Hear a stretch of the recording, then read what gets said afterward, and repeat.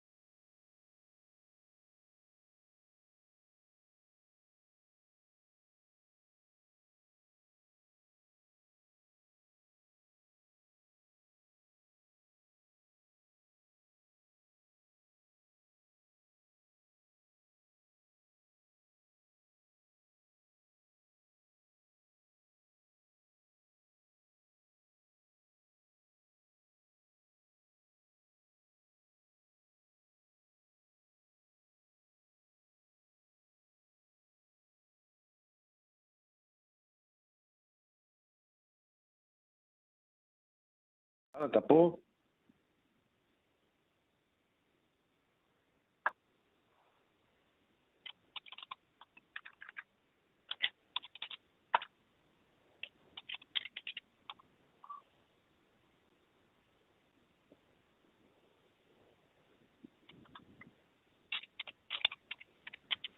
Ron? Morning, everyone. Please mute your microphones if you're not speaking. Thank you.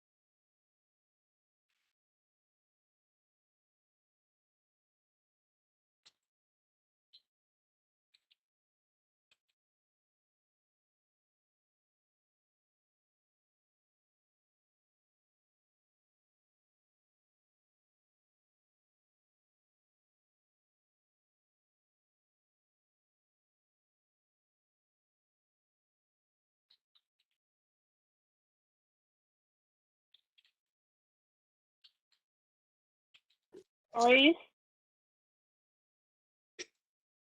Maurice? Yes, ma'am. Yes.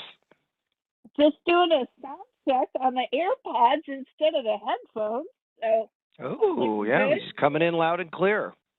All right, let me get myself set up and I'll be back in a second. Okay. Good morning, trying to dig myself out from all the snow, and I'll be there in a second. Good morning, everyone. Good morning, Miss Barnes.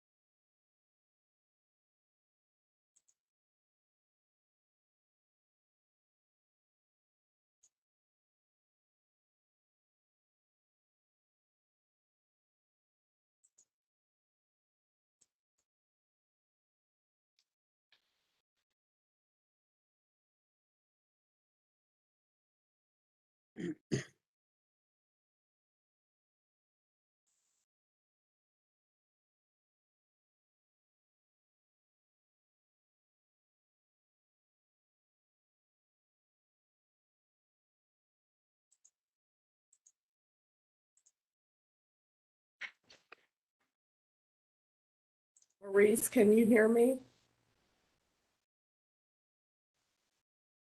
Loud and clear.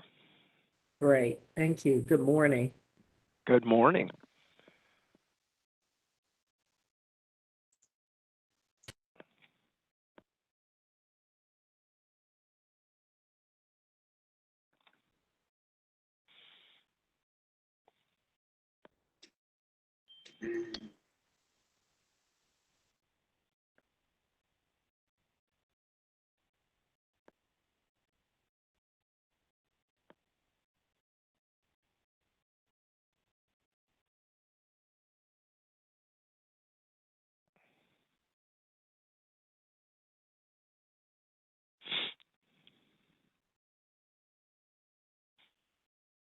Liz,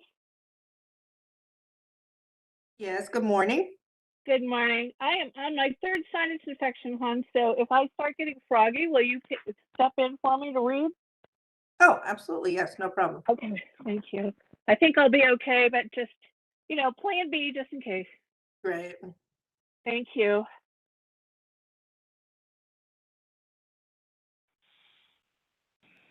Hey, Maurice and Liz, is it cold up in your offices? It's 72 in my office. It's wonderful. It's 62, which is a little chilly for me. Oh my Wow. goodness. Yeah, that's too cold. Well, you're welcome to come up here and work in our workspace if you'd like. There has been a gentleman from maintenance that comes up here and checks our area quite a bit. He's done a great job with getting the temperatures where they should be. We've been going back and forth. Some days it's too warm and some days it's too cold, although not this cold. I don't know what the problem is. Sure that Aisha's talking to them.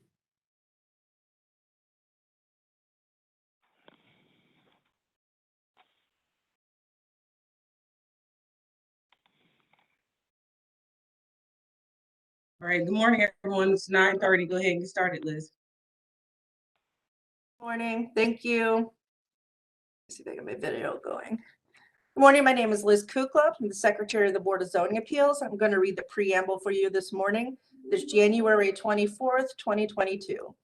In compliance with notification requirements of the city's open meeting law in section 101.021 of the Codified Ordinances of Cleveland, Ohio, 1976, notice of this meeting has been publicly posted. All boards and commissions under the purview of the City Planning Department conducts its meetings according to Robert's Rules of Order. Actions during the meeting will be taken by voice vote.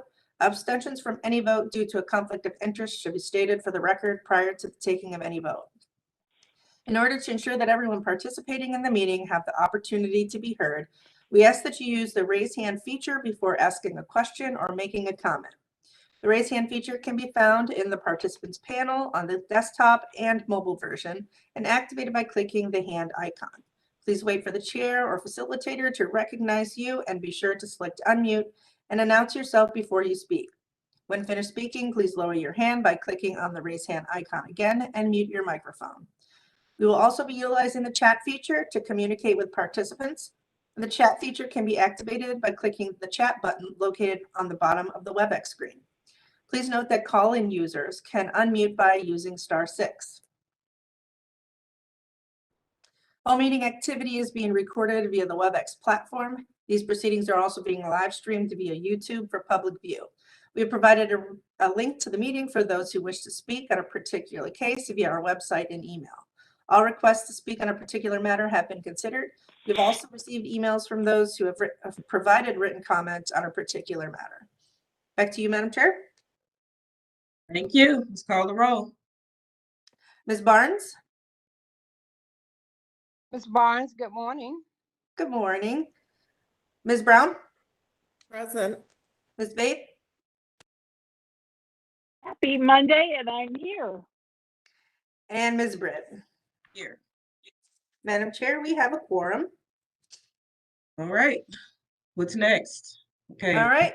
Before you, we have withdrawals and postponements. Calendar 21-200 regarding 2512 Church Avenue. Peas and Carrots Hospitality owner proposed to establish a use as a restaurant in a D3 local retail business district. The applicant has stated that they are not interested in proceeding at this time with this project. Therefore, it has been withdrawn. Okay, So the next case that you have before you is calendar number 21-188 regarding 11811 Shaker Boulevard. Shaker West professional owner proposed to establish use as a mental health and substance abuse treatment center in a residence office district. This will be the second postponement, Madam Chair. The first postponement was requested by the city planner to allow time for further review. And now we are getting the request for postponement from Councilman Griffin to allow time for a community meeting to be held. And so, Madam Chair, at your pleasure, we're thinking February 28th or March 7th, whichever you choose. well, this weather's getting a little crazy, so we don't know how long it's gonna last, so let's kick it to March 7th, so they'll have enough time to get together. All right, sounds good. Thank you. All right. Then, Madam Chair, I'm not sure if the city planner for the case on East 65th Street, calendar 21-181, is that Nicole Maurice? Yes, that'd be Nicole Calhoun. I see that she is online. Ms. Calhoun, were you interested in requesting a postponement for this case? I had heard that might be the case, and we thought we should get that out of the way before we get too deep into the agenda today. Thank you, Madam Secretary. Yes, Madam Chair, we have been waiting for them for East Design Review to return to us with the actual plans for this project. We've received several emails stating that they would give us the information. Slavic Village Development has received several emails, but nothing has come of it. We would ask that you would postpone until they have given us the information that we need so they can go through design review process. Thank you. That makes total sense. I'm okay with the postponement. Board, do you have any objections? Objections, can you just repeat that case number for me, please? That's calendar 21-181 regarding 3733 East 65th Street. Rand Great, thank Romano is the owner. I believe that he is on the call this morning, and I'm not sure if he wanted to make a statement or anything, or we would like to just know that he is hearing this information and is aware of it. So, Mr. Romano, could you respond? Yes, We have I'm here. Rudy Talk, Rudy.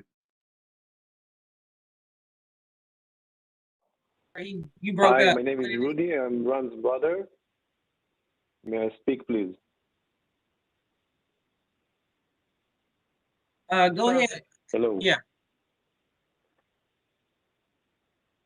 Do you hear me? Yes, we hear you. Okay, so hi. We would like to know if there is any other issue except the parking space.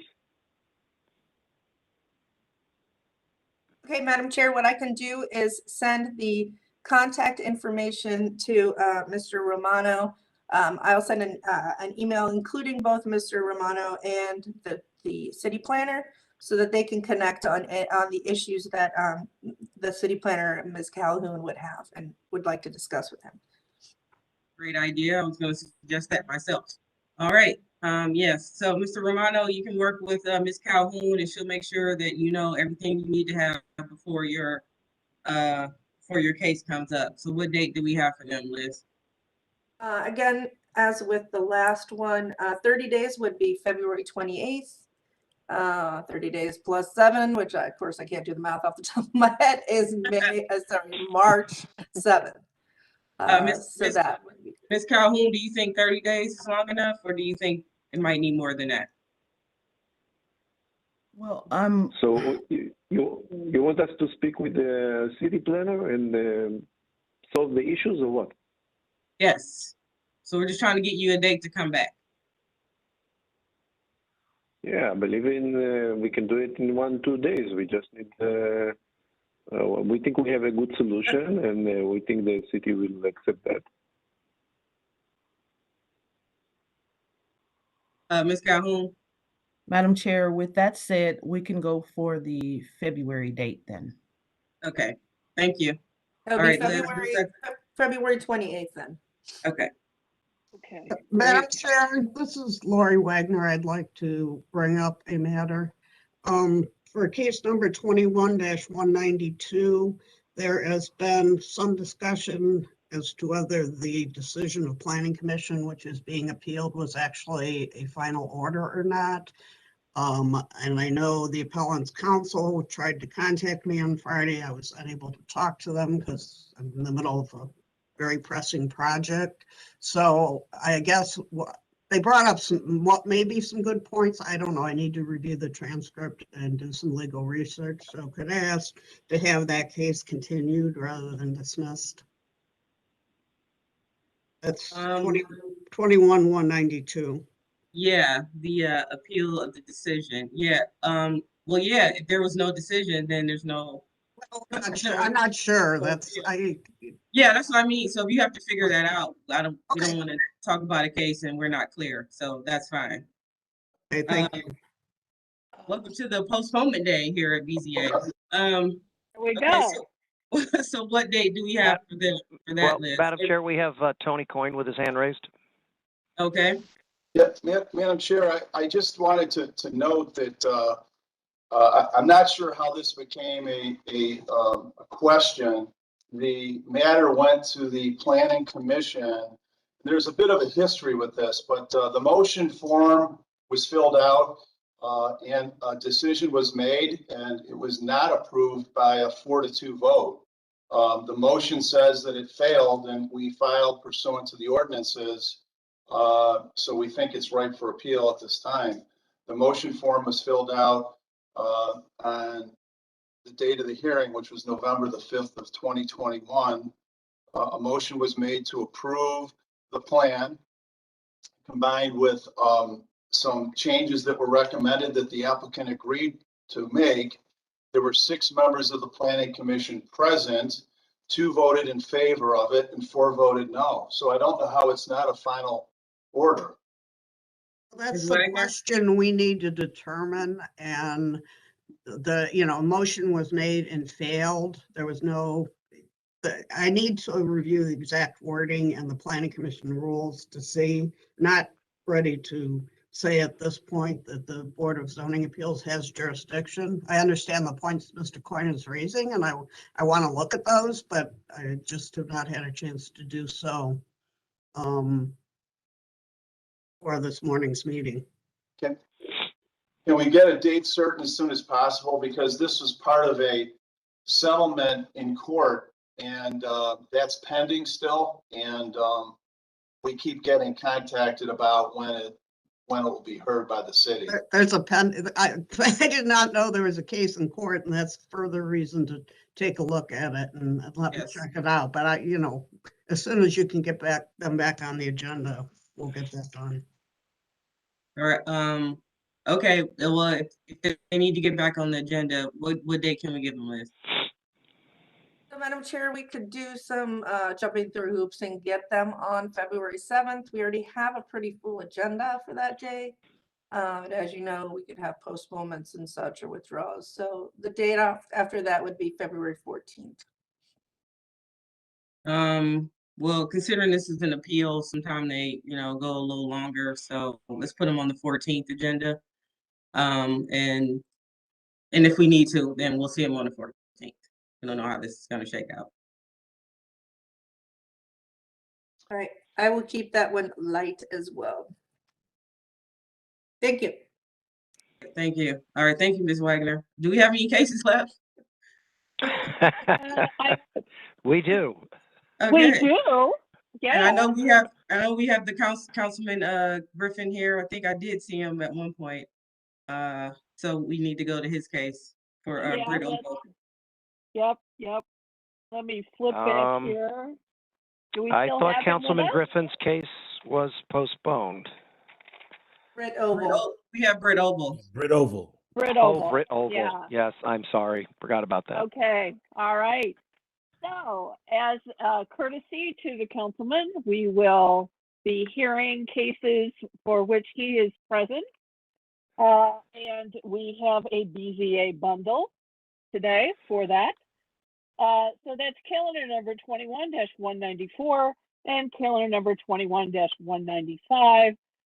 The respective addresses are 11413 Britt Oval and 11415 Britt Oval.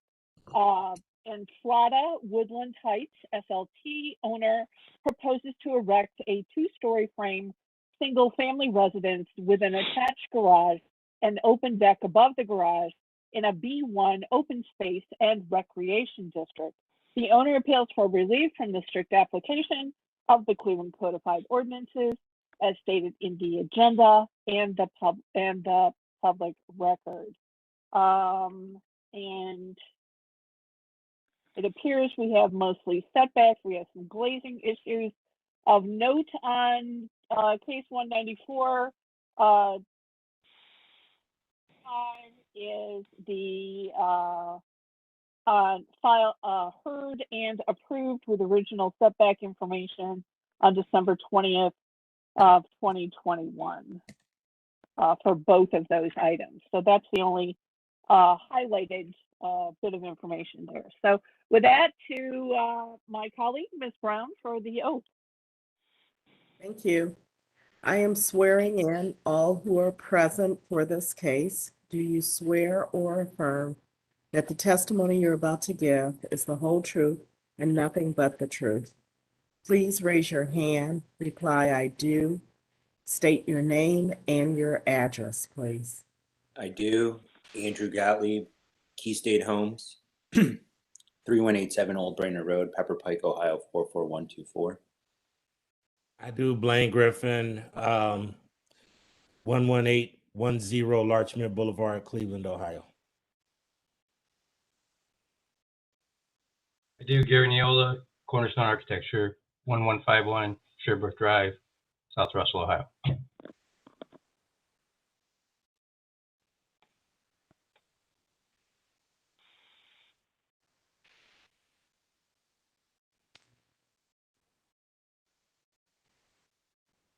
Madam Chair, Yes.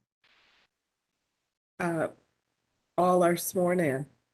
All right, thank you. History of the property, please, Ms. Kukla. Thank you, Madam Chair. You most likely remember this or these cases. They were reviewed and approved by you on December 20th. At the time of the review, calendar number 21-194, in that case, and that's regarding 11413, a front yard depth of 21.82 was requested. And then in calendar 21-195 regarding 11415 Britt Oval, a front yard setback of 14.38 was requested. These were both granted pending a revised drawing. And when we received that revised drawing, there were some changes or things that we saw that needed to be brought back to this board. So that's why we're here today. It's simply just a conversation about the new setbacks that are, well, they are new because in that the board had requested them to push it up to the 12-foot, and the appellant stated that they could do this with no problem.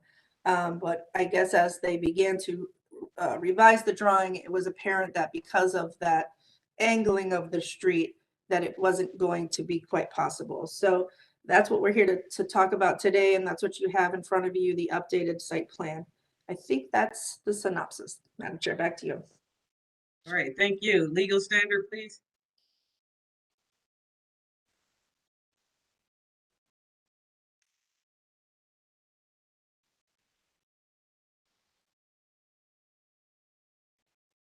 Ms. Wagner, if you're talking, you're muted. I am so sorry. Madam Chair, we did hear this case already, so do we still need to have the legal standard reread? Okay, yep. Sorry. Right. Appellant is requesting area variances from the maximum front yard setback, minimum glazing, principal pedestrian entrance location, minimum frontage feature, and minimum height above grade requirements of the zoning code. And I would remind the board in this case that unlike most cases, this is dealing with a maximum setback. So there's no legal impediment to the board granting a larger setback than requested. And to obtain the area variances, appellant must prove that denying the request will create a practical difficulty not generally shared by other land or buildings in the same district, will deprive the appellant of substantial property rights, and that granting the variances will not be contrary to the purpose and intent of the zoning code.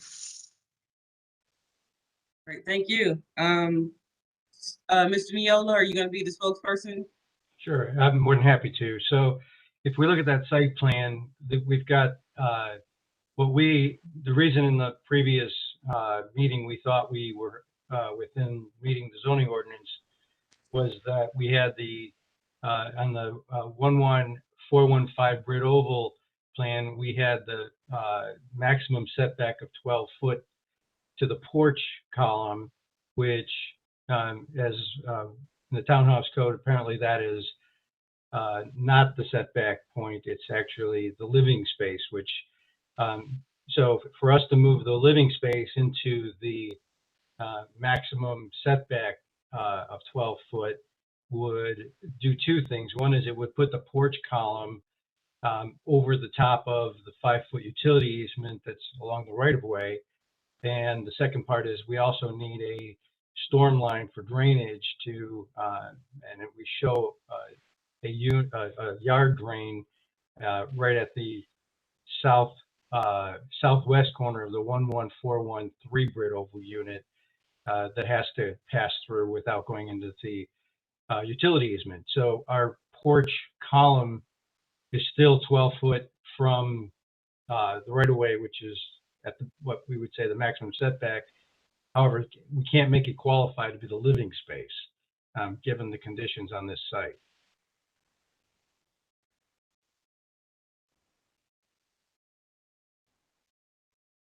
Okay, Mr. Gottlieb, did you have anything you wanted to add? No, I think Gary, Mr. Neola pretty much summed up the issue that we're facing. I appreciate that you guys are hearing this. Yes. Thank you. Okay, thank you. Councilman Griffin? I support the changes, Madam Chair. I believe that this is an exciting project and was interested to hear the board's opinion, but I do support the setbacks. Thank you, Madam Chair. Thank you. Maurice with City Planning, I know you all supported it before, but let's just get it back on record.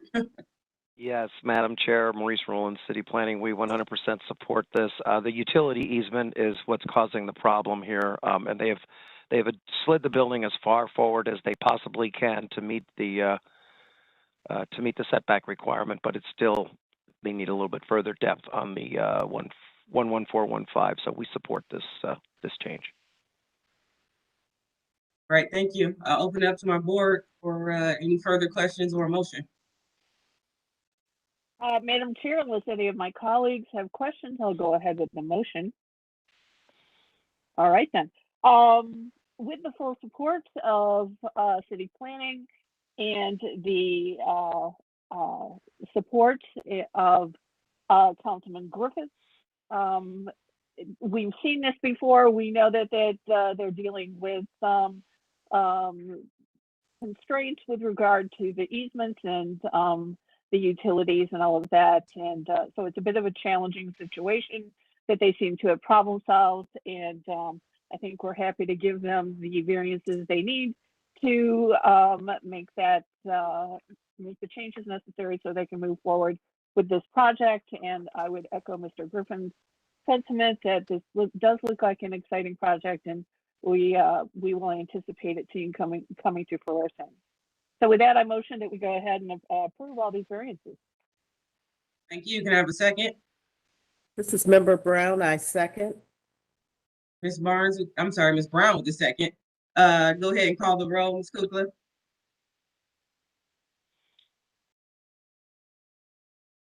Thank you, Madam Chair. Ms. Barnes? Yes. Ms. Brown, Yes.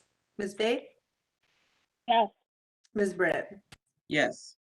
Calendar 21-194 and calendar 21-195 have been granted.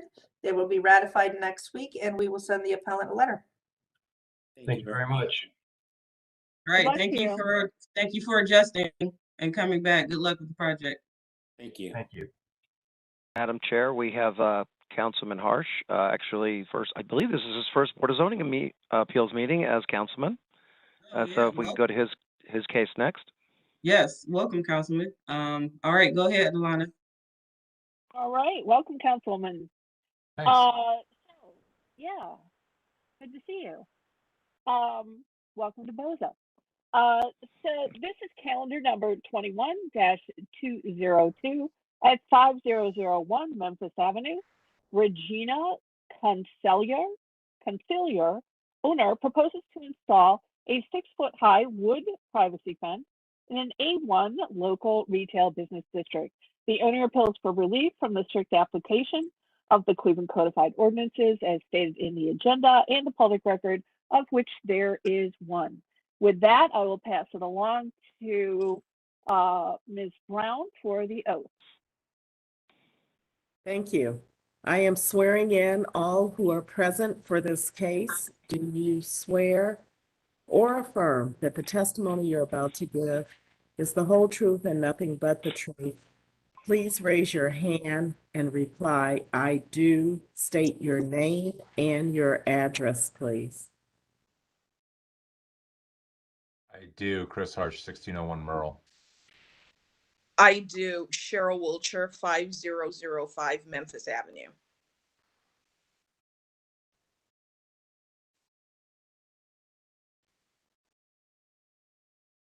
Anyone else? Anyone else? For this case? The owner of the house here?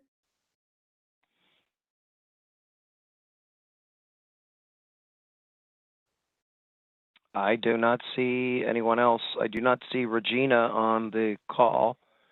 If you're on your cell phone, if you're on the telephone, use *6 to unmute. I see we have one caller that is muted, and I don't know if that is Regina. *6 to unmute if you're on the phone.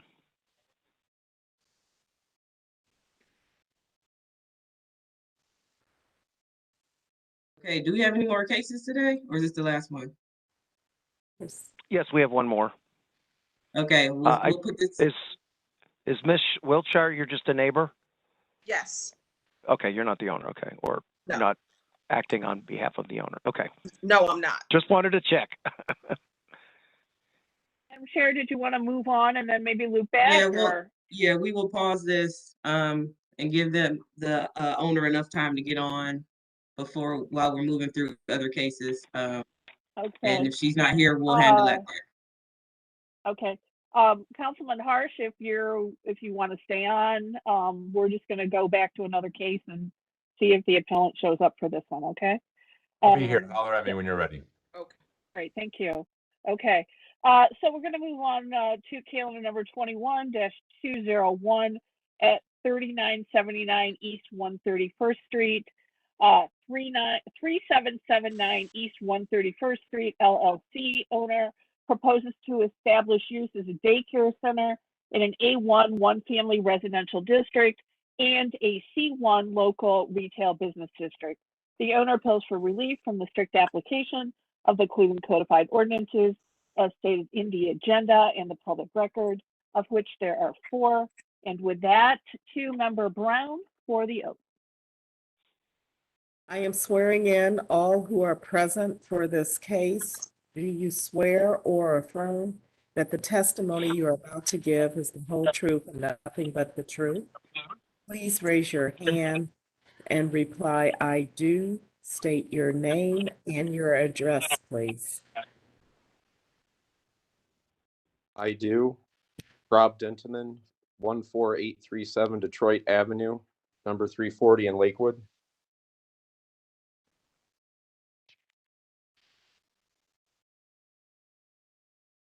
Anyone else? Madam Chair. Thank you. History of the property, please.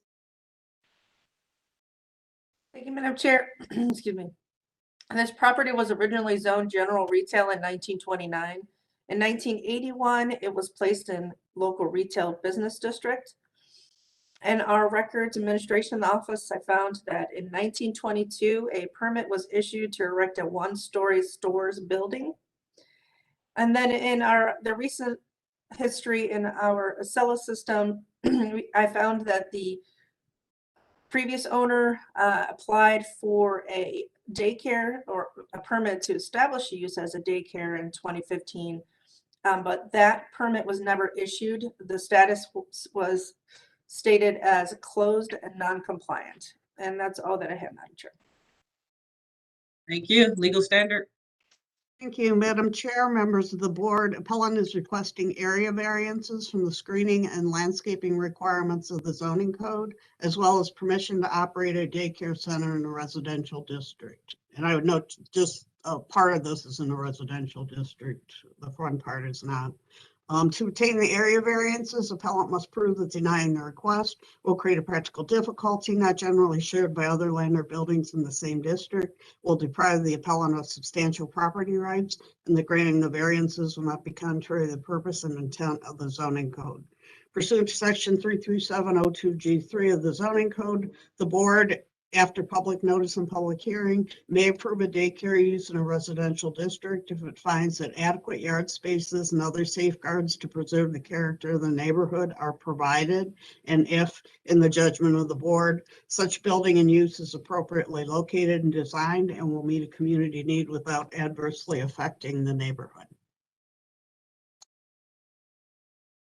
All right, thank you. Mr. Denteman, are you the spokesperson for this case? Yes, I am.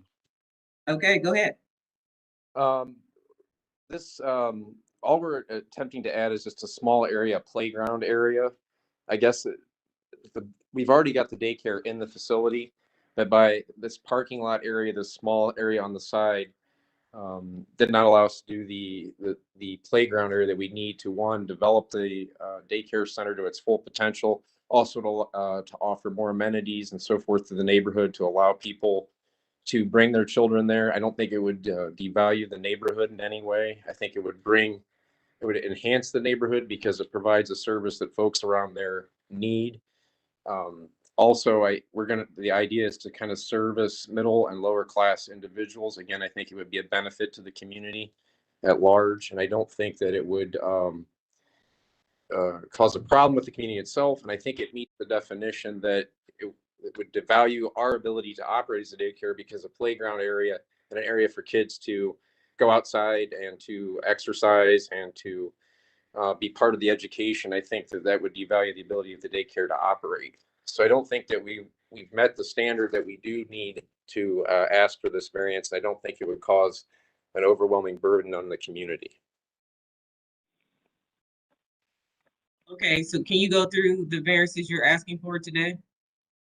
The variance that we're asking for is the ability to take the small little cement area to the side. I'm trying to pull up the drawing where it's labeled play area is marked residential and it's not zoned commercial, where we could do that. It was originally intended to be a daycare. For whatever reason, it didn't go forward, and we're just trying to continue that use. And so it's basically an approximate 300 square foot area that we're trying to turn into a playground area. It really couldn't be used, I believe, for residential anyways, and it enhances the property value and also enhances the use of the daycare itself. So the area here on the screen, if you're looking, is this parking already existing, or are you putting this in? It's my understanding that parking does exist there already from the unit owner. Okay, thanks, Maurice, for that. And in part of this parking area, you plan to add a play area? That is correct, yes.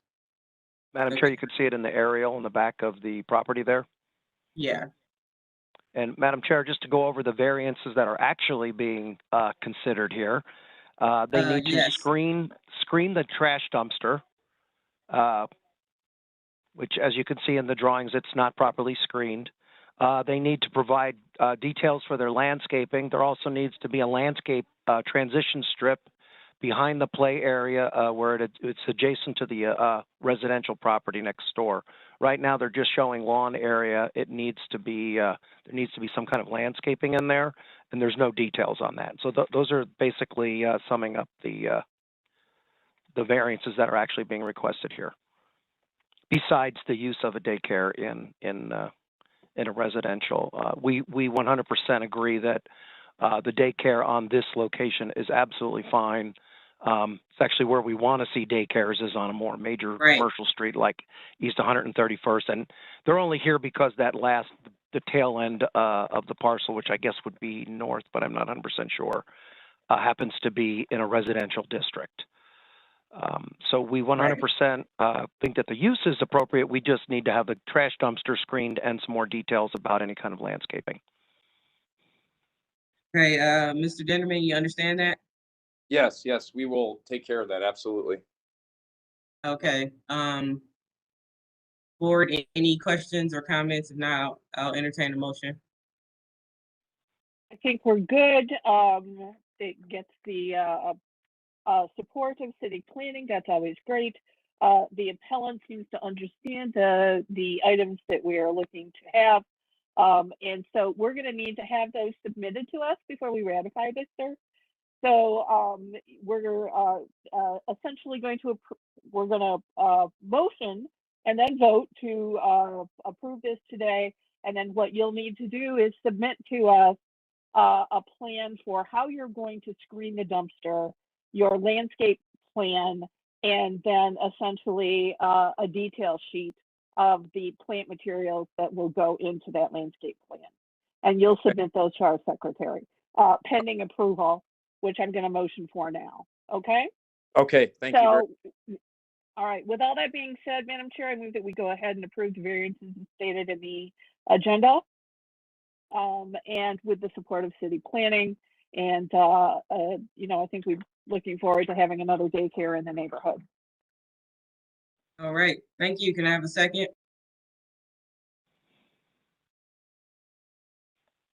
Second it. All right, Ms. Burns, with the second, go ahead, call the roll, Ms. Cooper. Thank you. Ms. Brown? Yes. Ms. Barnes? Ms. Barnes, yes. Ms. Bates? Yes. Ms. Britt? Yes. Calendar 21-201 is granted conditionally. We will hold ratification pending the revised site plan showing the screened dumpster and a landscaping plan. Once we receive that, we will ratify it and we will send the appellant a letter. Thank you very much. You're welcome. We'll look forward to getting that information back. Thank you. Thank you. Have a nice day.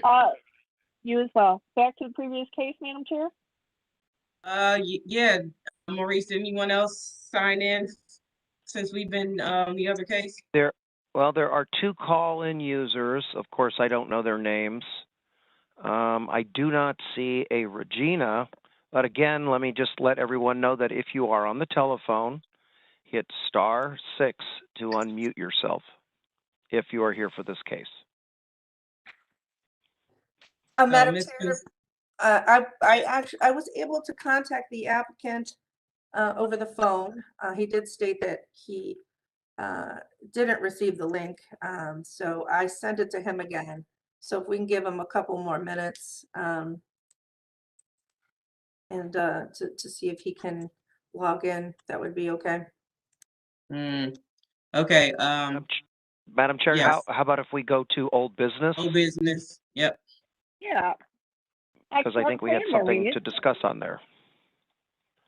There we go. I have a good idea every once in a while. Yeah, that was pretty brilliant. Thank you. Yeah. Old business 1, 2, and 6 without objection, board. Without objection.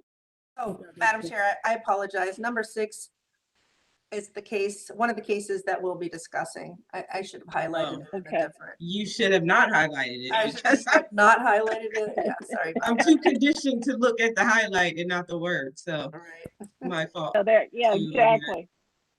So we're good on 1 and 2 though. So 1 and 2, we have without objection, and number 6 is what we need to discuss here. Okay. All right. Well, we'll do the request for affirmation first for calendar number 17-348 for Harbor View Drive. Just seems like the normal stuff on. Yeah. So without objection, board. Absolutely without objection. I mean, geez Louise. Okay. They're really. Yeah. Well. Tough time to negotiate through things. Okay. All right, Liz, give us a synopsis on what's going on with calendar number 21-160. Thank you, Madam Chair. This is an interesting, complicated mix of things that are happening with this. And this is again for calendar 21-160 regarding 3532 West 41st Street. So if you remember, this applicant, Pastor Henry Flanoy, was requesting to change use as a restaurant in a local retail business district, pending a revised site plan to be submitted showing the actual striping of the spaces in the parking lot. What we received at the hearing showed many more parking spaces than could actually fit after the field survey was done by our chief city planner, Maurice Rowlands here. So at the hearing, the board granted it pending a revised drawing showing that the spaces, the actual number of spaces, and also at that time, we discovered that there was a shed on the lot, so you needed the shed to be identified as well. So we received a drawing showing these changes. It's not drawn to scale, so that is the first issue. We thought that it might be enough because it does give dimensions of both the shed and the parking spaces. And Ms. Baith asked for a handicap space to be shown, and they provided that as well. Now, after speaking with Lisa Ray in Building and Housing, it's come to our attention that Building and Housing is going to need a drawn to scale plan. And also there's been a new request for a dumpster to be shown. And in discussions with Ms. Ray, we found that the applicant has actually applied for the dumpster separately, the shed separately, and the parking lot separately. So, so we're having some confusion with that, but ultimately, it seems that he may not be able to get the 10 spaces in once he hands us a scaled drawing. Ms. Ray believes that there's probably not enough space. Again, he did not give us a scaled drawing, so there's no way to tell for sure on our end. So number one, we need a scaled drawing, and we let the applicant know this information. And he is concerned about the time frame. I'm not sure if it has to do with getting a loan for the changes that he wants to do inside the building, but he's running out of time to complete or to get his certificate of occupancy for that restaurant. So one of the suggestions by him is that he brings it back to the board so that we could just hear the case to establish the use without the parking lot, without the parking. Oh, and another complication is that the parking lot is on a separate parcel, which was not shown on the original plan. So the applicant is requesting that we review this building as on its own without parking. And of course, that would mean we would have to bring it back to you and have him explain, you know, the situation, and that way and also we could have the public meeting so that the neighbors would be notified. Now I've included Lisa Ray. I see that she's on the call here. I invited her to this. I also invited the applicant, Mr. Flanoy. I see him here as well. So if you have questions, maybe we should direct them to them, because this is my understanding of it. I know it's confusing, but we thought we should bring it to you and lay it all out. Thanks. Okay. Okay. If you want. Quick question to Lori. I mean, we're discussing this right now. We have people on the call. Does this require any kind of swearing in or no? If we're reconsidering it with no parking, then you'd need to re-advertise it, so the neighbors would have a chance to comment. It's not clear for me from reading this summary. You said the parking spaces are on a separate lot, but are those parking spaces being used for a different business, or is that just the parking spaces for this business? Either way, if it's a different plan, it was granted subject to 10 parking spaces. If those can't be met, then I think the board has to re-advertise and hear it again. I'm not sure, Building and Housing maybe could comment on this. The fact that it's on a separate lot precluded us from granting the variance to begin with, but we do need to have a scale drawing to show that there's enough spaces, and it appears that they can't provide that. Yeah, I mean, that's kind of where I am. I just feel like we need to hear this again with all the appropriate information in front of us. We didn't have that before. We got 3 different permit applications. We got not to scale drawings, like this, this decision was not made on, upfront factual information. So in my opinion, I think we should rehear this at a later date. Board members, any input? I would completely concur. I thought I was pretty clear about a scale drawing when I requested that. So if that didn't happen, that's not great. And there's more layers to this than we heard previously. So yeah, I'm with you on that. Okay. Well, Ms. Kukla, do we have a date now, or you needed some time to figure it out first? February 7th, I believe that's when we put the complicated case regarding the Canez appeal. That one we put on the 14th, correct? We can put, yes. So we can put this on the. I think we could squeeze it on the 7th, or if you want to give them more time, the 14th, we could, since we've had most of the testimony, we've had a lot of testimony on this, we could put them on the 14th as well. Yeah, I think since we do have most of the information, we just have to get more information. I believe that the 14th is fine. Okay. All right. I mean, I could get them on the 7th.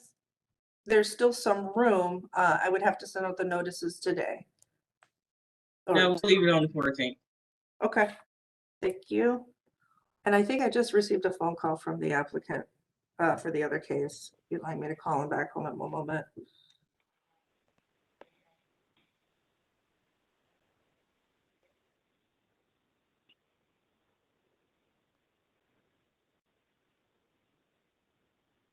Yeah.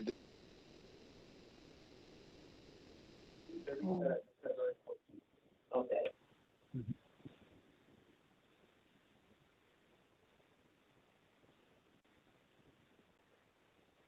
Done.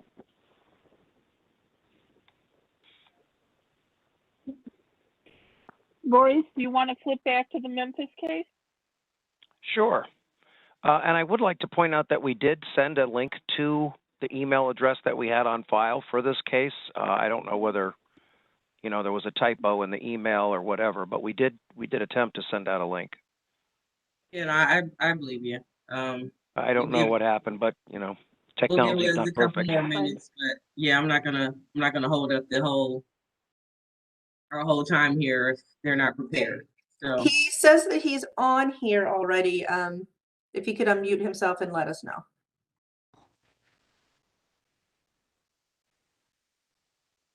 It might be Mr. Nelson or. You guys hear me?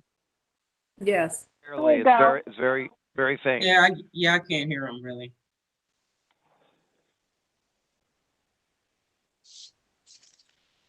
Can you speak up for us, please? You hear me now? A little bit. Let me see what's wrong. Okay, Ms. Brown, can you swear him in, whoever this is? I don't know what his name is. But Sir, I'm swearing you in for this case and ask that you swear or affirm that your testimony that you're about to give is the whole truth and nothing but the truth. Please raise your hand and reply, "I do." State your name and your address, please. I do now. anybody hear that? No. No. You gotta speak. I don't know, it's Sir, you something gotta wrong with speak my up. phone. Like I said, I just got this. Hold on, let me There fix you it. go. We're hearing you Hear you now. now. Please, Okay, please Right. okay, state, thank you. you have to My name is state your Michael. name and give your address.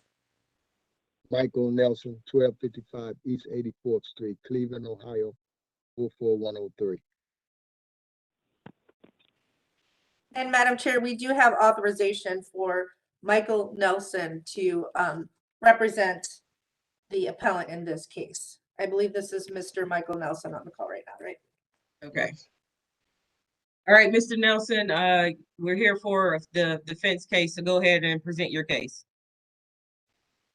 Well, what happened, I got a nonprofit, if that makes any difference, and I've worked with several councilmen, starting with David Colliers, Sandy Lewis, all the way to the last one was Barsha Jones. Just had conversation with Stephanie House. What we do is we had an ex-offender program with Miss Lewis, and we find houses that we can afford. We fix them up. We try to put people in it. That house on the west side, 5001 Memphis, we acquired from a guy. The house was in disarray. All the people over there, old Brooklyn, was happy when we got it. We got it from a guy that had inherited. And he lived in Las Vegas. Frank LaPinsa, if I'm pronouncing the name right. And he had leased option it to his nephew. His nephew got on drugs, and anyway, the house was going straight downhill, dogs and all kind of people. He Okay, got him out of there. Mr. Nelson, we just need to hear about the fence. That's what we're here for. So let's just talk about that. Okay, I was just giving you a little background. Okay. Anyway, we have the house. We got the permit. We have in the house, and then the house had a fence around it. So we put in for a fence to replace the fence that was already around, and that's what we did. We replaced existing fence that was around it, with pictures all on it and everything. And we thought we did right. Like I say, just like with this website, we're not the experts, but we tried to follow all the rules. And Miss Counselor bought the house. Now she's having problems with the house, and we don't want to just abandon her. So she's having the problems about the fence, and we just want to help her reconcile it. Whatever. I think I didn't talk to a lawyer now, not officially, but as he said, we might can get a variance or something, to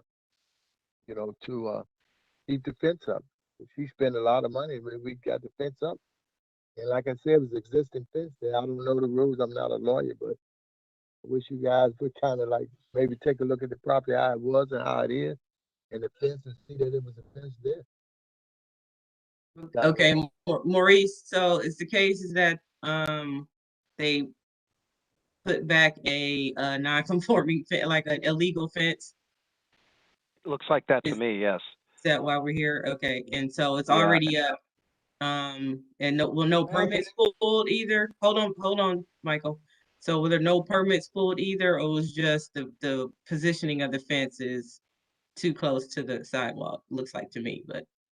Yes, and of course we have the usual where there is it needs to be lower by the driveway itself, which it isn't. And I also had a question as to which way the gate opens, because from once I was there, it looks like the gate opens into the sidewalk area, which I can't imagine that meets code either, because you'd be blocking the sidewalk every time you swing that gate open. No. But I couldn't tell. Which gate you speaking of? Okay, go Gate. ahead. Yeah, how does the gate open? For the gate for the driveway. Oh, for the guy, it does. It opens out to the street, but you know, cause the you know the space from the sidewalk to the garage is so close. That's when it got he put it that way. But I think he put in the prints, and we did get a permit. We did put in for a permit. With you know, we hired an architect to do that. Everhart was his name, Harlan Everhart, and he hired him. He the one turns all the plans and everything in and put in for a permit. And we had to come to City Hall, and I came with him, and you had to leave it downstairs. And then I guess somebody come down and get it, but then they said they didn't get it, and we brought it down again. And then I don't think they said it's too close to the side because the fence is right where the existing fence was. I think they said it's like too high, but I mean we'll take the blame for that because, like I said, I'm not trying to make an excuse, but it was a fence already there, a 6-foot fence, white, but it was a plastic fence, and we just replaced it with a wood fence. Yeah, we're not, you know, accusing you of doing anything illegal, but the part of the situation is that the fence as is, if you have built it, is not in conformity. So we're gonna try to work through this. Okay. Hey, can I ask one more question? Hold on one second. We'll get back to you in 1 second. I want to get the neighbor a chance to speak, Ms. Wilcher. Hi, my name is Cheryl Wilcher. I represent the owner of the property at 5005 Memphis. Our only concern is that there is part of the fence on the west side of the house that now encroaches or is attached to our garage. There was never a discussion with my client about doing that, and you can kind of see it in the first photo. Is that it right there? On the screen? Yes. Yes, right there. That the fence now attaches to my client's garage, and we have no access now to that side, the east side of our garage. There is a window there on that side of the garage, and we no longer have access there. Can I explain that? Go ahead, Mr. Nelson. It's not attached. It's like my brother just stuck it there. So if they had to go back in that little area, it's like a back area with it's never used. So, and we was trying to do safety. I got it's a little girl stay in the house there, and the biggest concern was not trying to bring no negativity, but in that area, and even the young lady that lived, I guess owned the house next door. That's one of the biggest problems was it's a lot of people with drug issues that walk through there. So Miss Council wanted me to make sure that they, people couldn't come in and get access to her niece and all that kind of stuff, or to other children. But all that has to do is really be removed. But it's not attached to the garage. It's just built where it's up close to the garage. And the way he built it was, if they had to go back to that area, it could be removed, and we could just change that. Miss Council, everybody's trying to be good neighbors, and I wish you had a conversation with me about it, because we could just remedy any problem. And I'm not, if you guys need it, we can, everybody in that neighborhood, from the people across the street to the store to the gas station, everything, they were so happy because, what we did to that property, because it was like horrendous. It was, that in Old Brook, that's a really nice area still. And, we just want to be good neighbors, like I say, and I don't want to leave Miss Counselor, with a bunch of cars trying to take down a bunch, so I think it could be rectified. Everything could be fixed if you guys give us a chance. Oh yeah, you're definitely gonna have to. We just have to figure out how you're gonna do that. I'll let the councilman weigh in before I go back to city planning. Councilman Harsh. Yeah, hi, good morning. I went upstairs to see if we could do this in person, but I guess not, huh? No. No. So when I first saw this, the ordinance or the section in question was about, height, distance from the intersection and opacity. And the fence looks okay in that respect. And I agree with Mr. Nelson. It was an existing fence. It's been there and it wasn't a source of concern. And I do thank him for rehabbing houses in the neighborhood, and for updating the fence to wood. That is highly preferred over plastic vinyl. But I do have to agree with Ms. Wiltshire. The drawing that you even showed earlier showed a straight north-south route for the fence on the western face, going straight, that right there, going straight down from the back of the house to their property. And that would have been appropriate. I had this similar situation with my own mother where I saw a fence that she built where she attached to her neighbor's garage and used her neighbor's garage wall, and then reattached her fence to the other side of the wall. And I said, Mom, you can't do that. You got to give your neighbor access, even if it's 2 feet, so that they can, get to their property. And my mom changed it. And it's something that folks do, and I see it quite often, but I agree Ms. Wiltshire is correct, that fence should not be leaning up against her garage. And if Mr. Nelson can adjust that, I think that's the biggest issue. As for the door opening outwards, I leave that to you all. I haven't received any complaints or concerns about that, but I understand the complaint here, and I agree with the complainant.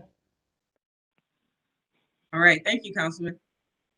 Maurice, let's come up with a quick plan here that Mr. Nelson can do with this fence. Right. So, Madam Chair, as you know, we never grant variances for the second portion of the variance here that's listed, that states the same restriction shall apply to any portion of a fence located along and parallel to a driveway within 15 feet of its intersection with a public sidewalk or public street if no sidewalk is present.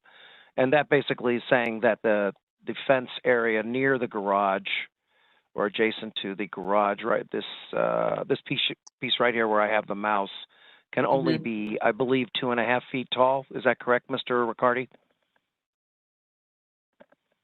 And if it's taller, it has to be at least 75% open. That's correct.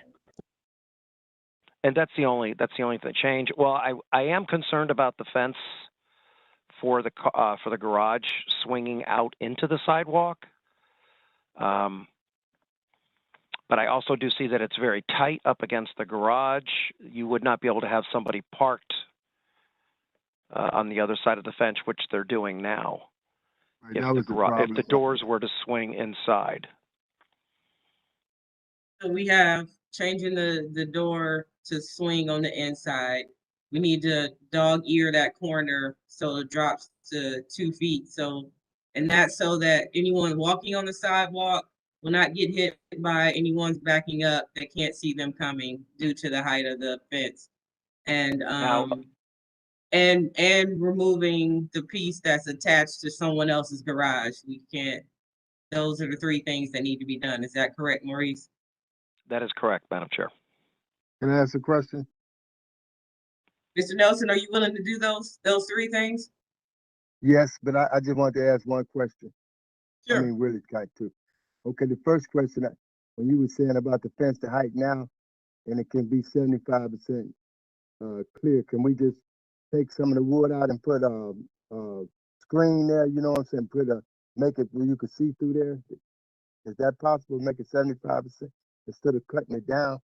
See, my only thing, like, somebody just popping over the fence with the kids in the yard, and like I say, everybody in the neighborhood know that the kids, they be in the yard. But if that's not possible, we do whatever you need us to do too.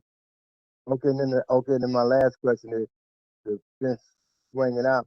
In order for anybody, she has a car that's been sitting there that don't even run. She don't even use that driveway.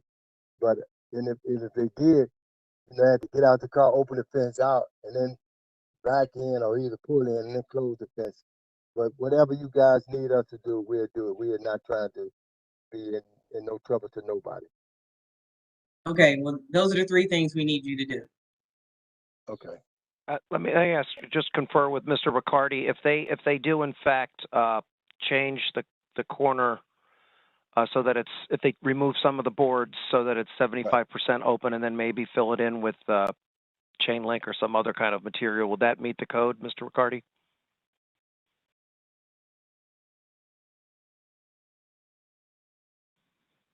long as there's 75% opacity.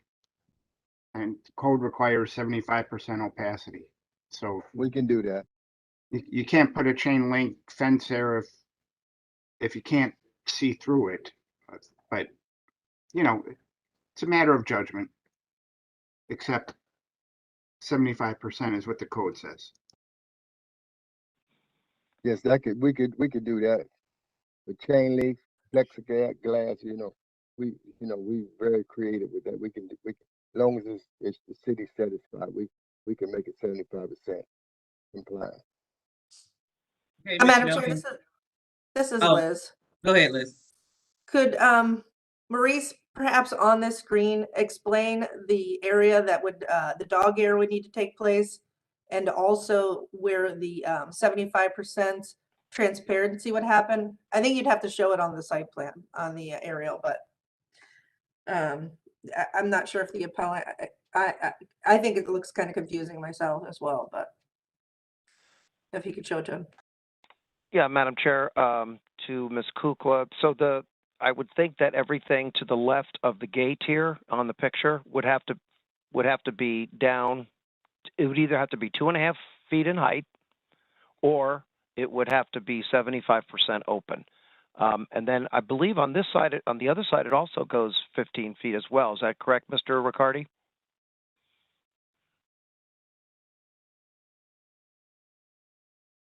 Yes, that's right. Yes. So it's 15 feet from both sides have to be 75% open, or a maximum of 2.5 feet in height. So that would be where my mouse is going around here. So this whole side would probably have to be lower or 75% open, and then 15 feet over this side would also have to be 75% open. And this is what we generally ask for in all of these fence cases. So, Mr. Nelson, can you do one of those two, as well as making sure the door opens to the inside, and to remove that piece that is that's close to the neighbor's garage and or attached to their garage? Yes, ma'am, no problem at all. And Okay, they can contact our office, and we'd be more than happy to help them work through that. Yeah, you can contact Ms. Kukla, and they can help you figure that part out. Is that in zoning? Yes, that's who you got the link from, and they'll help you figure out where to put that exactly, and we'll go from there. Looks like we got everything else taken Can I care say of. one more thing without me? Sure. I mean, like, I just wanted to, because I know how it is. You got to work, and a lot of people try to work outside the rule. But one of the biggest things that we do as smaller little rehabbers is it's fences all scattered throughout that area on corner lots. That's just like that. So I just want to emphasize that I was not trying to, skirt the rules or anything. So I just want you guys to know that. No problem, Mr. Nelson. We're working with you to get it right. So we don't need to hash that back up. So we'll just move forward. Madam Chair, could I ask a question of Mr. Nelson, please? Yes. Mr. Nelson, do you actually need the gate across the garage there and the fencing in front of the garage? It occurs to me that the most expeditious way to problem solve this would be to not have the gate across the driveway and run your fence along the not next to the hedge in the picture that we're looking at, but to run it simply on the other side of the drive and have it dead end into, yes, thank you, Maurice, right there. If we take the fence and turn it into the garage where you see the white bouncing dot, and not have the fence on the other side and not have the gate across the garage, it would be probably less expensive for you and also less time consuming. And would also not mix fencing materials. So is that a possibility for you? Yeah, after when I meet with the lady, I would rather make the fence where they can see through it. And the reason why, like the homeowner with the garage that they was attached, You know, I don't know what to say, but the biggest thing was a security thing. And like I say, All right. that's all. It was a security thing. And what happened, because if you knew, and even with the police reports, even while we was working, the house got broke into 3 or 4 times. So the biggest issue was people coming in that yard and coming in there. And then when you got a young lady that's buying the house with nieces coming there, and I mean, with her niece staying there most of the time with her, and then children in the yard, her friends playing, and then that was a really concern for her. So we was just trying to Mr. keep it Nelson, we beautiful. understand the security issue. It's just you can't have the fence on that part by the garage. So you're just gonna have to remove that part. So you can work with us with Ms. Kukla with city planning, and you can either take our original 3 about the fence, either lower it or make it, 75% open, and or do, a reconfigure that Ms. Faith just asked you to do. You can, work with a couple of those, but we're not about to have an open studio on how to fix the fence here. So we gave you some suggestions. You can figure it out, work with city planning. And What's then your I'll open name? it up to my board now if they have any more questions or comments for you. No more questions, Madam Chair. I think we've given Mr. Nelson some options. We're going to connect him with city planning, coach him through this situation. The councilman's in the loop on this, so I think he'll have probably some input, perhaps some oversight on it as well, just make sure things move along. So with all that, we're of course going to want a new plan drawing for this fence that's going to go in, and I think probably a section drawing showing the actual fence that's going to be, or fences that are going to be used. So with that, conditions that I'm sure that the appellant will abide by, we'll go ahead and I'm going to motion that we approve this. Thank you, Ms. Faith. Can I have a second? Member Brown, I second. Ms. Brown with the second. Go ahead, call the roll, please, Ms. Kukla. Thank you, Madam Chair. And again, this is with the understanding that the site plan is going to be updated to show 15 feet open going down the property line that's shared with the neighbor, and 15 feet open going towards his house from that corner that's shared with the neighbor, or the option that Ms. Faith stated. And I will call the roll, Madam Chair.